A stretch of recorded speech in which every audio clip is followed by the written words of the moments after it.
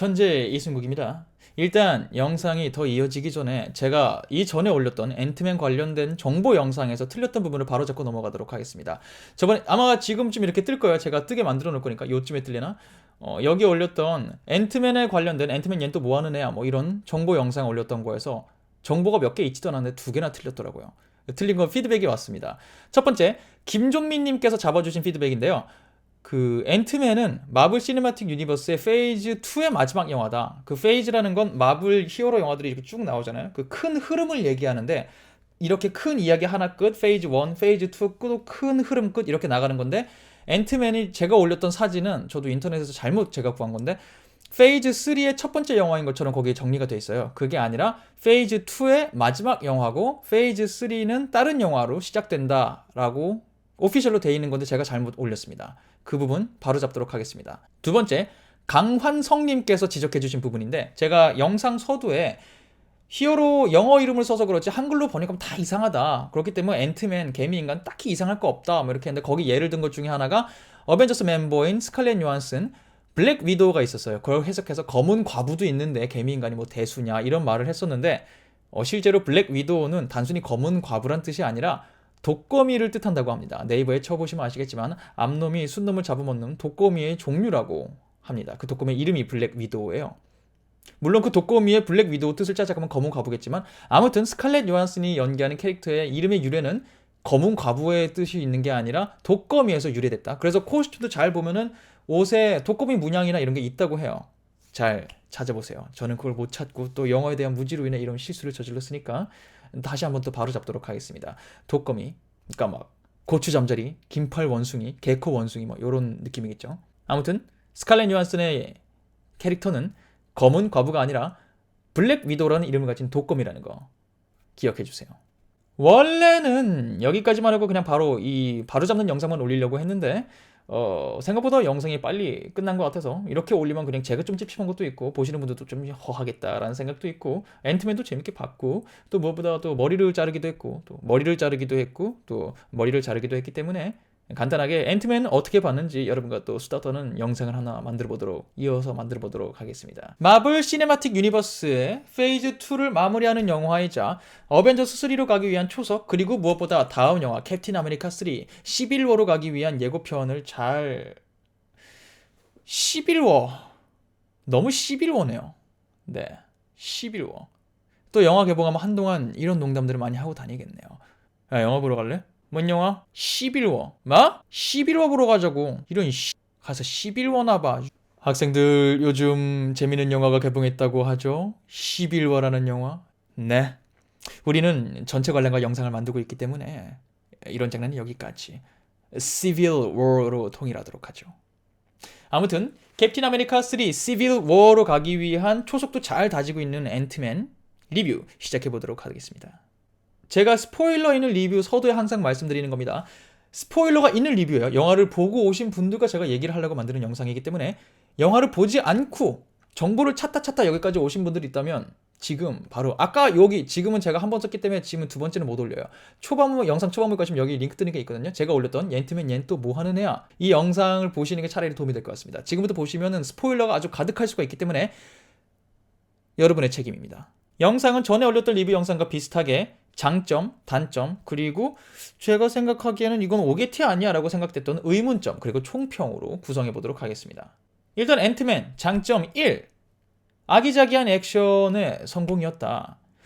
개인적으로는 초반부 액션은 조금 마음에 들지 않았어요. 액션이라고 해도 그 연출들이 특히나 그 욕조에서 작아지고 나서 욕조에서 도망치고 그 아래로 떨어져서 클럽으로 가서 떨어지고 이렇게 하는 그래서 우왕좌왕하는 모습을 보여줄 때 생각보다 너무 귀엽지도 않고 그렇다고 엄청 웃기지도 않고 다이나믹하고 멋있지도 않고 생각보다는 그냥 작아져서 흔히 나오는 막 아이가 작아져서 이런 데 나오는 그런 연출이랑 그거를 히어로물로 바꿨을 뿐이지 딱히 새로울 건 없다. 너무 그렇다 이런 느낌이 있었는데 그건 아마 캐릭터를 설명해주는 과정에 있었던 것 같아요. 그런 게 잘 쌓이고 캐릭터 스파이 전에 나왔던 영화 스파이랑 비슷한 거죠. 캐릭터 정립이 끝나고 나서 뒤로 가면서는 이제 앤트맨 개미 인간으로서 보여줄 수 있는 액션이 폭발한다고 해야 되나?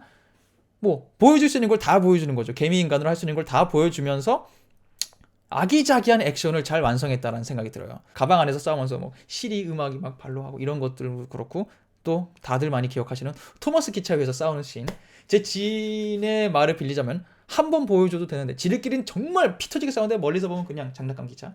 지들끼리 피 터지게 싸우는데 그게 실제로는 딱히 그렇지도 않다는 거를 한 번 보여줘도 됐었는데 두세 번씩 보여주는 그 B급 정서까지 가미돼갖고 아주 귀엽게 웃음을 계속 유도하고야만은, 웃고 또 웃게 만들고야만은 그런 아기자기한 연출.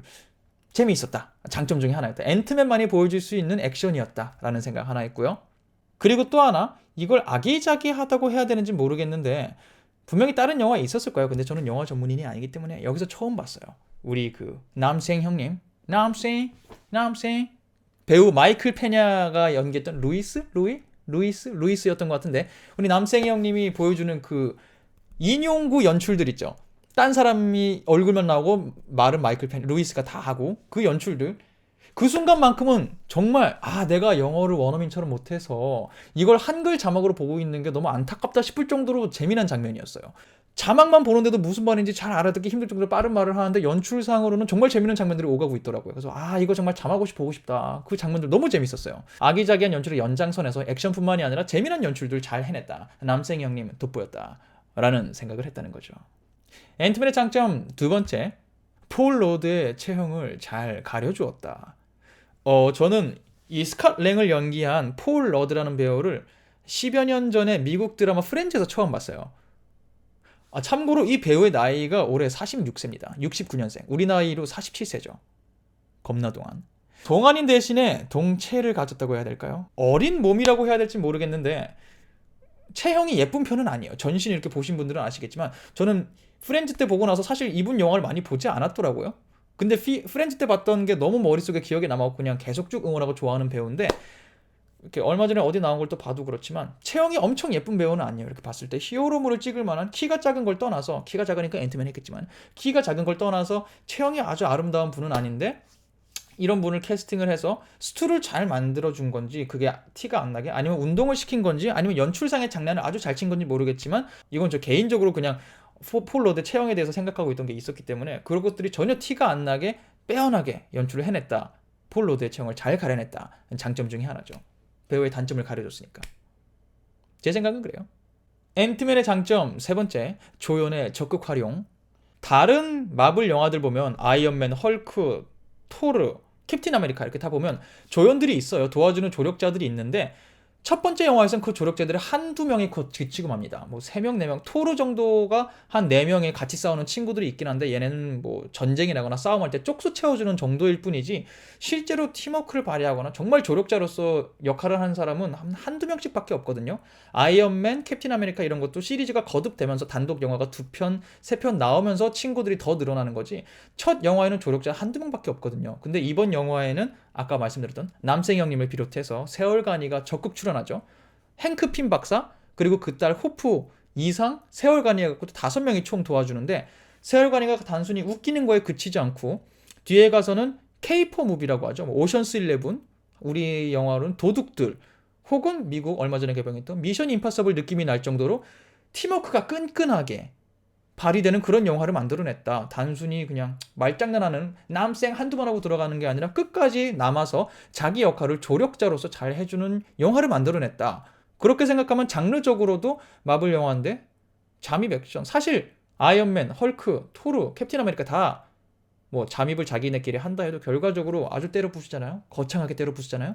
근데 여기는 이 영화 자체가 앤트맨만이 할 수 있는 이런 잠입하는 장면들을 잘 보여주면서 혼자 할 수 없는 상황을 만들고, 혼자 할 수 없기 때문에 조력자들, 세월간이의 도움을 잘 받아서 분명히 잘 될 거 뻔히 알고 있지만 그래도 긴장되게 만드는, 뭔가 잘 맞아떨어지지 않을 것 같은 느낌?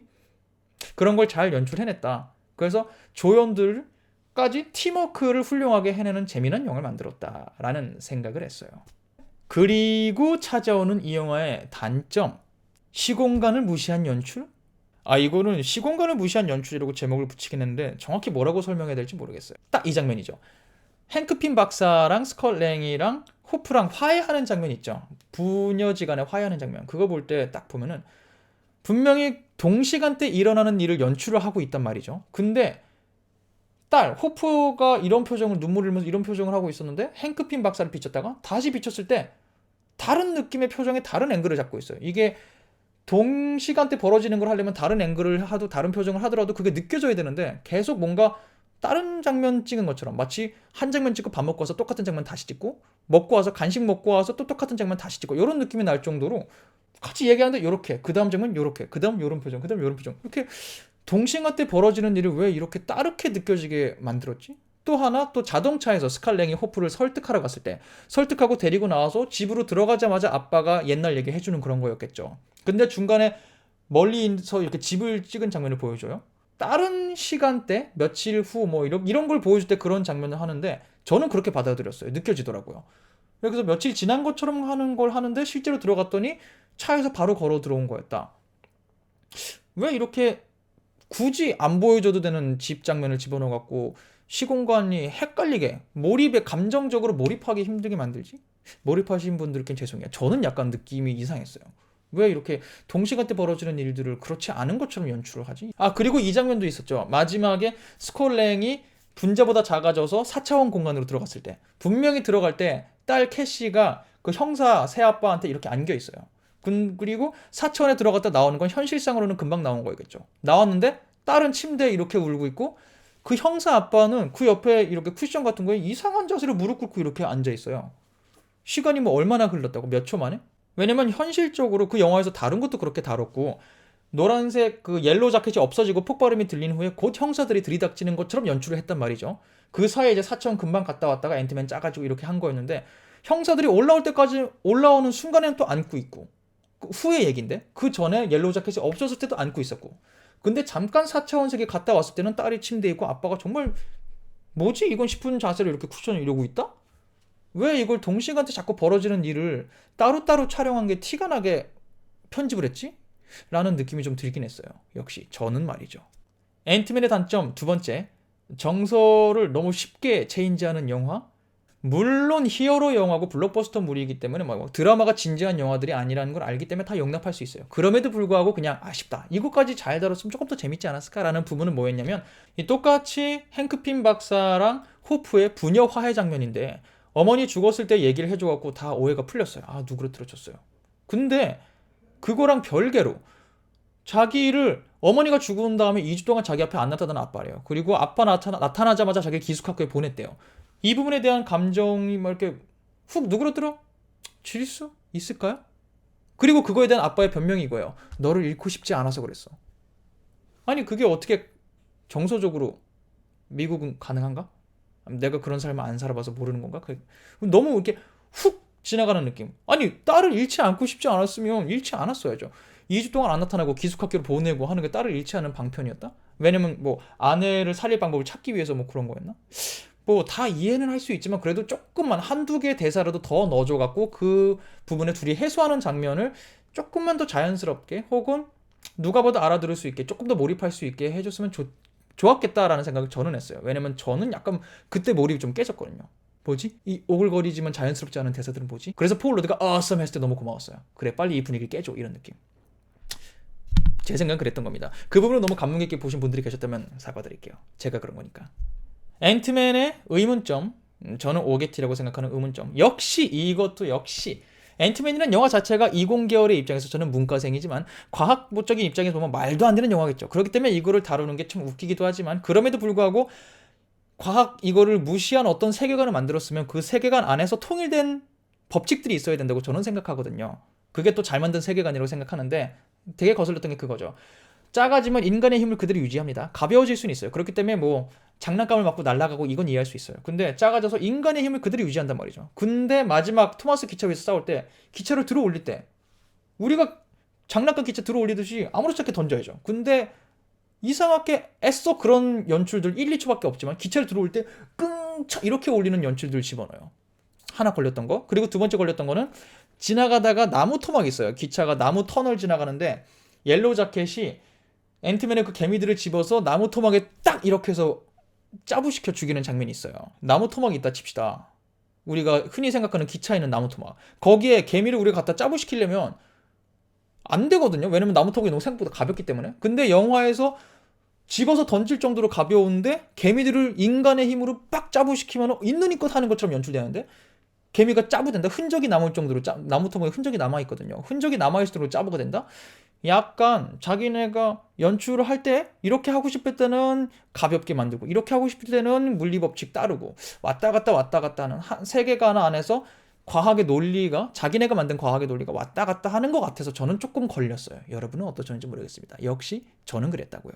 뭐 이런저런 얘기를 했지만 어쨌든 저는 앤트맨 전체적으로 재밌게 봤고요. 잘 만든 영화였다고 생각해요. 뭐 스토리라인 정서 아까 한두 개 걸리는 그런 것 때문에 스토리라인이 아주 잘 짜여진 영화는 아니었지만 애초에 그거를 염두에 두고 만든 영화가 아니라 캐릭터를 잘 소개하고 페이즈 2를 마무리하고 페이즈 3로 가기 위한 또 다음 영화 캡틴 아메리카 시빌 워로 잘 가기 위한 예고편 역할을 하는 부분도 분명히 있기 때문에 그런 것들을 자기 안에서 잘 해낸 영화다라고 생각을 해요. 또 이 영웅이 어벤져스 안에서 어떤 역할을 맡을 것이며 그 역할을 어떻게 수행하게 될지 히어로와 히어로가 붙으면 어떤 싸움을 하게 될지 그때 앤트맨은 어떻게 공격할 수 있는지 그리고 어떤 약점들이 있는지 그런 것도 다 이번 영화를 통해서 다뤄졌기 때문에 앞으로 앤트맨은 이번 영화를 보셨다면 앞으로 나올 영화에 앤트맨이 언제 어떻게 등장해도 자연스럽게 편안하게 보실 수 있겠죠. 또 그렇지 않은 분들을 위해서 제가 다음에도 영상을 만들긴 하겠지만 그런 면에서 많이들 안 보셔야 좋긴 하겠네요. 그래도 많이들 보셨으면 좋겠어요. 재밌으니까. 자기가 해야 되는 역할 충실히 해낸 앤트맨 스포일러 있는 리뷰 이쯤에서 마무리해보도록 하겠습니다. 아 그리고 여기까지 만약에 영상을 보고 계신 분이 계시다면 조만간 또 앤트맨의 떡밥이 생각보다 되게 많더라고요. 인터넷 좀 외국 사이트까지 가서 찾아봤는데 생각보다 떡밥이 아주 많아요. 재밌는 자료들이 많은데 그거를 영상을 만들어 볼까 합니다. 기대해 주시고요. 만약에 안 올라오면 아 게을러 터져서 안 만들었구나 생각하시면 됩니다. 올라오면 짝짝짝 해주시고요.